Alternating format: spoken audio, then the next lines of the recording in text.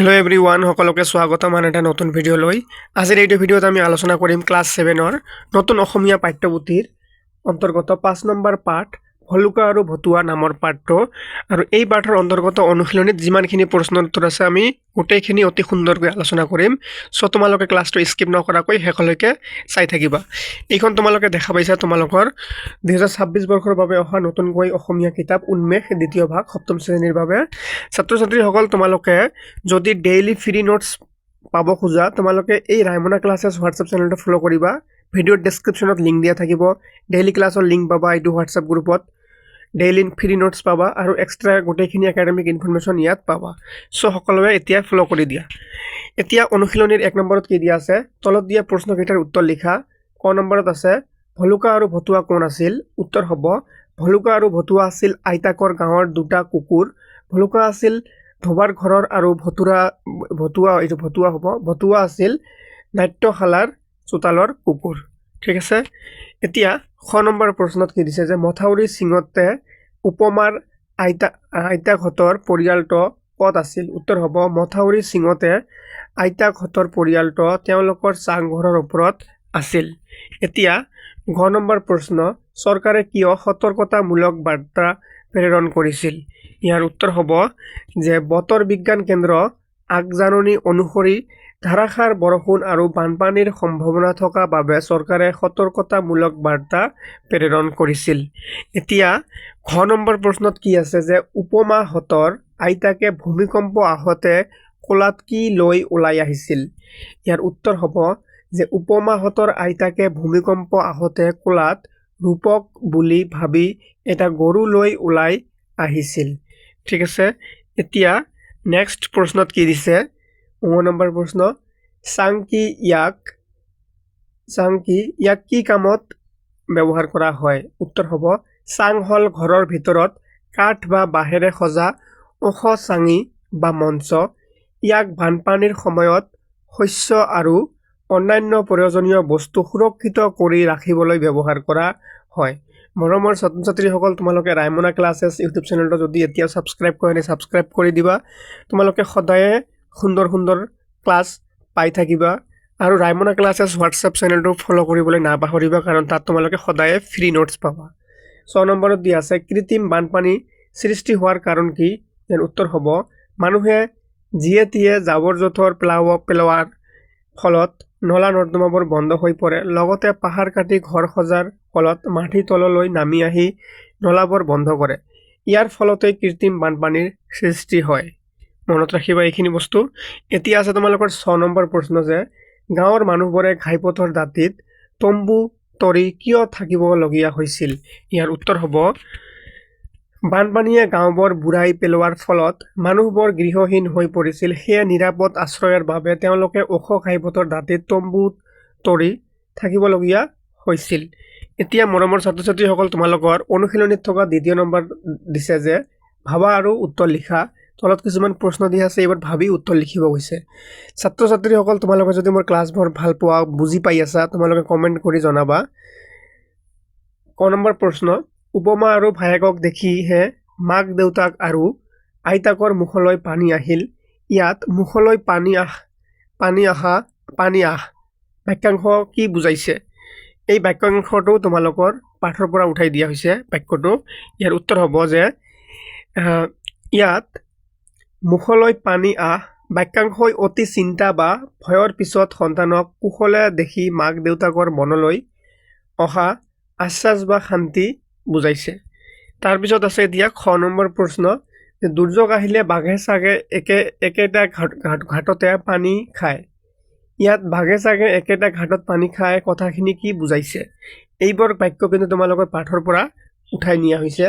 উত্তৰ হ'ব যে ইয়াৰ অৰ্থ হ'ল বিপদৰ সময়ত পুৰণি শত্ৰুতা বা বৈষম্য পাহৰি সকলোৱে একেলগে মিলিজুলি বসবাস কৰে। তাৰপিছত এতিয়া নেক্সট প্ৰশ্ন দিয়া আছে যে দুয়োৰে মাজত আছিল অহিনকুল সম্বন্ধ। ইয়াত অহিনকুল সম্বন্ধই কেনেকুৱা সম্বন্ধৰ কথা সূচাইছে?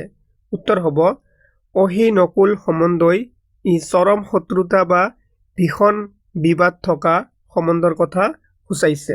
ঠিক আছে। এতিয়া নেক্সট প্ৰশ্ন নেক্সট প্ৰশ্নত কি দিয়া আছে তোমালোকৰ অনুশীলনীৰ 2 নম্বৰৰ প্ৰশ্নখিনি শেষ হ'ল এতিয়া আমি আলোচনা কৰিম 3 নম্বৰ প্ৰশ্ন যে দলত আলোচনা কৰি কোৱা আৰু লিখা এতিয়া কিছুমান প্ৰশ্ন আছে এইবাৰ তোমালোকে দলত আলোচনা কৰি উত্তৰবোৰ লিখিব লাগিব টেনচন নলবা কিন্তু মই তোমালোকক উত্তৰবোৰ ইয়াত লিখি দিছো ক নম্বৰ প্ৰশ্ন কৃত্ৰিম বানপানীৰ ফলত মানুহৰ কি অসুবিধা হ'ব পাৰে এই বানপানী যে হয় মানুহৰ কি অসুবিধা হ'ব পাৰে তাকে আলোচনা কৰি লিখিব লাগে উত্তৰ হ'ব কৃত্ৰিম বানপানীৰ ফলত মানুহৰ বিভিন্ন ধৰণৰ অসুবিধা হয় যেনে চহৰৰ ৰাস্তা-ঘাট পানীত বুৰ গৈ যাতায়াত ব্যৱস্থা সম্পূৰ্ণৰূপে কি হয় ব্যাহত হয় মানে ব্যাহত হয় তাৰপিছত আছে নলা নৰ্দমাৰ লেতেৰা পানী মানুহৰ ঘৰৰ ভিতৰত সোমাই এক অস্বাস্থ্যকৰ পৰিৱেশৰ সৃষ্টি কৰে তাৰপিছত কৈছে যে খোৱা পানীৰ সংকট দেখা দিয়ে আৰু বিজুলী যোগান বন্ধ হৈ পৰে তাৰপিছত কৈছে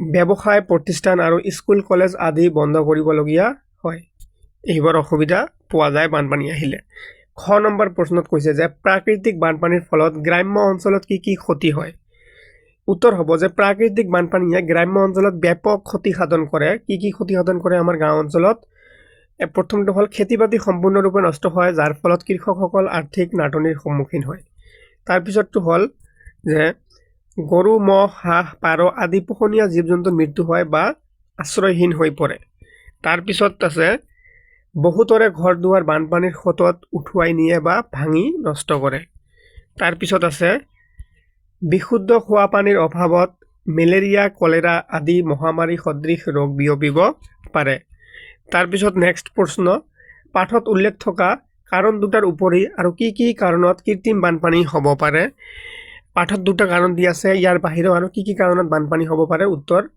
হ'ল পাঠত উল্লেখ থকা কাৰণৰ উপৰি কৃত্ৰিম বানপানীৰ আন কিছুমান কাৰণ আছে যেনেকৈ অপৰিকল্পিতভাৱে কৰা নগৰীকৰণ তাৰপিছত জলাশয় আৰু পিটনি আদি পুতি অট্টালিকা নিৰ্মাণ কৰা প্লাষ্টিক আৰু পলিথিন জাতীয়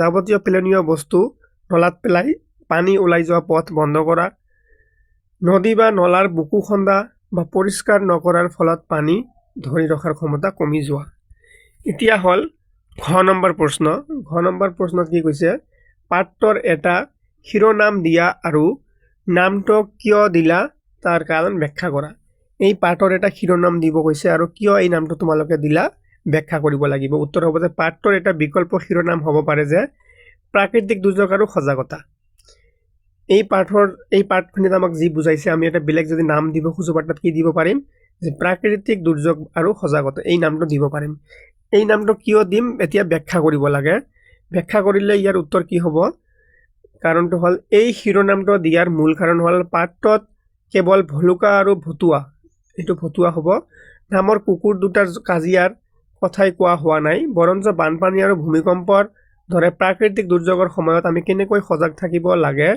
আৰু কেনেধৰণৰ সাৱধানতা অৱলম্বন কৰিব লাগে সেই বিষয়ে এক সুন্দৰ শিক্ষা দিয়া হৈছে এতিয়া 4 নম্বৰত কৈছে বাক্যবোৰ নতুনকৈ সজাই শুদ্ধকৈ লিখা 4 নম্বৰত কিছুমান বাক্য দিয়া আছে বাক্যবোৰ ভুলকৈ লিখা আছে আমি শুদ্ধকৈ লিখিব লাগে মই ডাইৰেক্ট তোমালোকক উত্তৰ লিখি দিছো যে ক নম্বৰটো আছে বৰষুণৰ অভিযান উদ্ধাৰকাৰী চলাবলৈ উদ্ধাৰ দলে নাৱেৰে ধৰিলে এইটো ভুলকৈ দিয়া আছে কোনো মিনিংলেছ হৈ আছে মানে উল্টা লাগি আছে ইয়াৰ শুদ্ধ উত্তৰ কি হ'ব উদ্ধাৰকাৰী দলে নাৱেৰে উদ্ধাৰ অভিযান চলাবলৈ ধৰিলে এতিয়াহে অলপ শুনতো ভাল হৈছে কিন্তু অৰ্থও বুজা গৈছে খ নম্বৰত আছে মাক দেউতাক দেখিহে দুয়োকে আৰু পানী আহিল আইতাকৰ মুখলৈ মিনিংলেছ হৈ আছে শুদ্ধকৈ লিখিলে কি হ'ব যে দুয়োকে দেখিহে মাক দেউতাক আৰু আইতাকৰ মুখলৈ পানী আহিল তাৰপিছত দিয়া আছে গ নম্বৰ অলপ ৰাতি কৰিব পঢ়া শুনা লাগিব নহয় ইয়াৰ শুদ্ধকৈ লিখিলে কি হ'ব যে অলপ পঢ়া শুনা কৰিব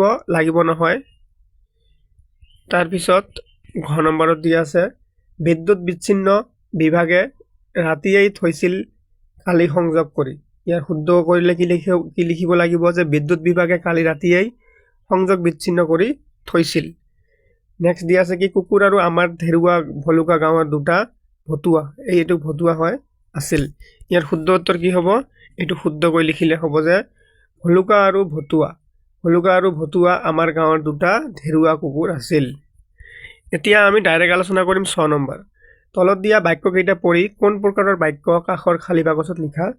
ইয়াত কিছুমান বাক্য দিয়া আছে আৰু তোমালোকৰ কিতাপত এনেকৈ বাকচ দিয়া আছে। সো এইটো কি বাক্য হয় ইয়াত লিখিব লাগিব, এইটো কি বাক্য হয় ইয়াত লিখিব লাগিব। তোমালোকে এতিয়াই বাকচবোৰত লিখি লোৱা। মই ইয়াত ডাইৰেক্ট উত্তৰ কৰি দিছোঁ যে প্ৰথমত আছে তোমাৰ যাত্ৰা শুভ হওক। ইয়াত চাবা এটা বাকচ দিয়া আছে, খালী আছে এনেকৈ। এই খালী ঠাইত কি লিখি লিবা তোমালোকে যে তোমাৰ যাত্ৰা শুভ হওক। এইটো কি ধৰণৰ বাক্য, কি বাক্য এইটো? ইচ্ছাসূচক বাক্য এইটো। তুমি কেতিয়া আহিবা এইটো প্ৰশ্নবোধক বাক্য। তাৰপিছত ৰাতিপুৱা পূব ফালে বেলি ওলাই এইটো কি বৰ্ণনামূলক বা নিৰ্দেশাত্মক বাক্য। সকলো সুখেৰে থাকা এইটো কি ইচ্ছাসূচক বাক্য। এইবোৰ খালী ঠাইত লিখি লোৱা। এই কি টাইপৰ বাক্য, কি বাক্য হয় এইবোৰ লিখি ল'ব লাগিব। তাৰপিছত ৰাতিপুৱা সোনকালে উঠিবা অনুজ্ঞাবোধক বাক্য। তুমি অংককেইটা কৰিলানে প্ৰশ্নবোধক বাক্য। কিতাপখন খৰচি মাৰি পঢ়া অনুজ্ঞাবোধক বাক্য। বৰ দুখ পালোঁ ভাৱবোধক বাক্য। তাৰপিছত আৰু কি দিয়া আছে? পঢ়াৰ সময়ত আমি খেলা ধূলা নকৰোঁ বৰ্ণনামূলক বাক্য বা নয়াৰ্থক বাক্য। বৰ আনন্দ পালোঁ ভাৱবোধক বাক্য। এতিয়া আছে তোমালোকৰ 7 নম্বৰ। 7 নম্বৰত কৈছে বন্ধনীত দিয়া নিৰ্দেশ অনুসৰি তলৰ শব্দবোৰেৰে একোটাকৈ বাক্য সজা। ক নম্বৰ প্ৰশ্ন।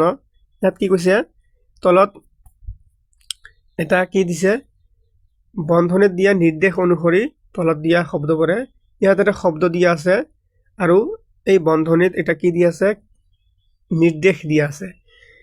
যি নিৰ্দেশ দিয়া আছে সেই হিচাপত বাক্য ৰচনা কৰিব লাগিব। যেনেকৈ ইয়াত কৈছে যে বৰ্ণনামূলক বাক্য।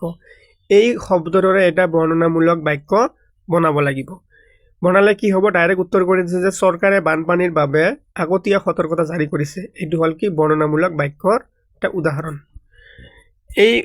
এইখিনি তোমালোকৰ কিতাপত খালী আছে, এই খালীখিনি লিখি ল'ব। এইখিনি কিতাপত লিখাই আছে তোমালোকৰ 7 নম্বৰত উলিয়াই চোৱা তোমালোকে।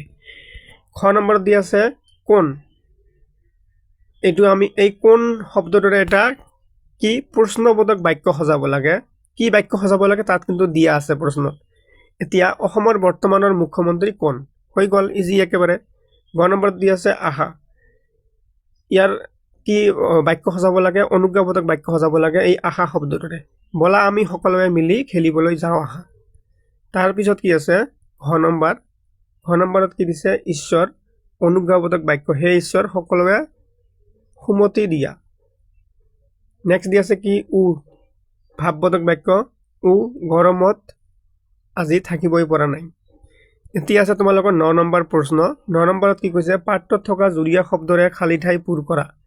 তোমালোকৰ পাঠত যিমানখিনি জুৰীয়া শব্দ আছে সেইবোৰেৰে কি এই খালী ঠাইবোৰ পূৰ কৰিব লাগে। 9 নম্বৰত চাবা খালী ঠাই আছে, মই ডাইৰেক্ট খালী ঠাইবোৰ পূৰ কৰি উত্তৰ কৰি দিছোঁ। তোমালোকে ডাইৰেক্ট লিখি ল'বা।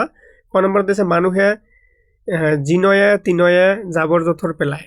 এই জাবৰ জোঁথৰৰ জাগাটো খালী আছে, তোমালোকে ইয়াত জোঁথৰ লিখি লোৱা। মানে আস্তা নিদিয়া জাগাটো খালী আছে, মই পূৰ কৰি দিছোঁ। ঠিক আছে। খ নম্বৰত মাজনিশা দুয়োৰে কেনেবাকৈ দেখা দেখি হ'ল। তাৰপিছত কি দিয়া আছে? দুয়োটাৰ মাজত দৰা দবৰি লাগিছিল। ঘাইপথৰ দাঁতিত ওচৰা ওচৰিকৈ মানুহে তম্বু তৰি ল'লে। তাৰপিছত নেক্সট দিয়া আছে ভলুকা আৰু ভতুৱাও সাঁতুৰি নাদৰি আহি ঘাইপথত উঠিল। এতিয়া আছে 11 নম্বৰ প্ৰশ্ন। তলত দিয়া প্ৰশ্নকেইটাৰ উত্তৰ লিখা। ক নম্বৰ প্ৰশ্ন। দুৰ্যোগ ব্যৱস্থাপনা বুলিলে কি বুজা? উত্তৰ হ'ব দুৰ্যোগৰ ক্ষয় ক্ষতিৰ প্ৰভাৱ হ্ৰাস কৰিবলৈ গ্ৰহণ কৰা ব্যৱস্থাৱলীকে দুৰ্যোগ ব্যৱস্থাপনা বোলে। তাৰপিছত খ নম্বৰ প্ৰশ্ন দিয়া আছে যে দুৰ্যোগ ব্যৱস্থাপনাৰ স্তৰ 3টা কি কি? ইয়াৰ উত্তৰ হ'ল দুৰ্যোগ ব্যৱস্থাপনাৰ স্তৰ 3টা হ'ল আগতীয়া প্ৰস্তুতি, দুৰ্যোগৰ সময় জৰুৰীকালীন সঁহাৰি আৰু দুৰ্যোগৰ পাছৰ পুনৰ সংস্থাপন। তাৰপিছত গ নম্বৰ প্ৰশ্নত দিয়া আছে যে 4টা প্ৰাকৃতিক দুৰ্যোগ আৰু 4টা মানৱ সৃষ্ট দুৰ্যোগৰ উদাহৰণ দিয়া। ইয়াৰ উত্তৰ হ'ব যে প্ৰাকৃতিক দুৰ্যোগ হ'ল 4টা বানপানী, ভূমিকম্প, ধুমুহা আৰু ভূমিস্খলন। আৰু মানৱ সৃষ্ট দুৰ্যোগ কি হ'ব? যুদ্ধ, বিস্ফোৰণ, প্ৰদূষণ আৰু বনজুই। এইবোৰ হ'ল মানৱ সৃষ্ট দুৰ্যোগ। এতিয়া 12 নম্বৰত কৈছে তলত দিয়া কোনটো পৰিস্থিতিত কি নম্বৰ ডায়েল কৰিবা কাষৰ বাকচত লিখা। এই 12 নম্বৰত তোমালোকে চাবা এটা খালী ঠাই দিয়া আছে এনেকৈ ডাঙৰ হালধীয়া ৰঙৰ। ইয়াত বহুতো এটা কোন পৰিস্থিতিত কোনটো নম্বৰ ডায়েল কৰিব লাগিব ইয়াত লিখা আছে, কিন্তু আমি এইফালে নম্বৰটো লিখিব লাগে। ইয়াত খালী ঠাই দিয়া আছে। এতিয়া 12 নম্বৰত চাবা তলত হালধীয়া ৰঙৰ ডাঙৰ বাকচ, খালী বাকচ দিয়া আছে। তাত তোমালোকে এনেকৈ লিখি ল'বা যে ক নম্বৰত কি দিছে, তোমালোকে চুবুৰীয়া এজনৰ ঘৰত এজন 10 বছৰীয়া ল'ৰাক বন কৰা ল'ৰা হিচাপে ৰাখিছা। তাৰপিছত কিন্তু খালী আছে, এইটো হ'ল ইয়াৰ উত্তৰ।